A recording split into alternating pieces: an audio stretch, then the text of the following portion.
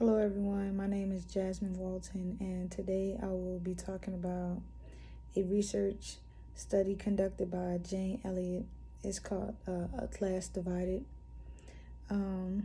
This experiment was inspired by Dr. Martin Luther King Jr. and the inspirational life that he led. This study was conducted by a third grade teacher, and she developed an exercise to help Caucasian students understand the effects that racism had. And she decided to divide her class into two separate groups, and the two separate groups were blue-eyed students and brown-eyed students. And she labeled the brown-eyed students the minority group, and she labeled the blue-eyed group the superior group. And the superior group had extra privileges, leaving the brown-eyed kids, to be the ones with the disadvantage. And she discouraged the groups from interacting and singling out individual students to stress the negative characteristics of the children in the minority group.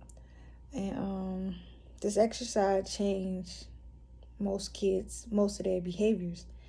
And the blue-eyed students performed better academically, and even began to bully the students with brown eyes.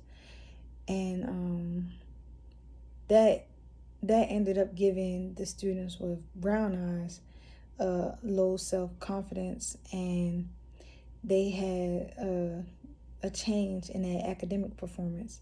The academic performance became worse. And at the end of the experiment, these students were amazed at how that experiment made them feel, because some of the students were arguing like, okay, hey, what is really the difference in the brown-eyed kids and the blue-eyed kids? And they was like, some of the students were saying, there really isn't no difference.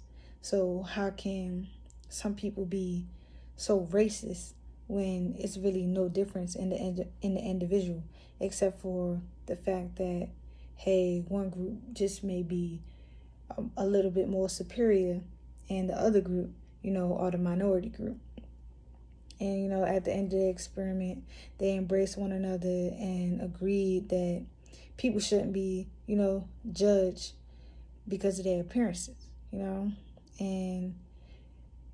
I find that very strange that we still have individuals that view other individuals that way. And we're in a whole different time. What's the word I'm looking for?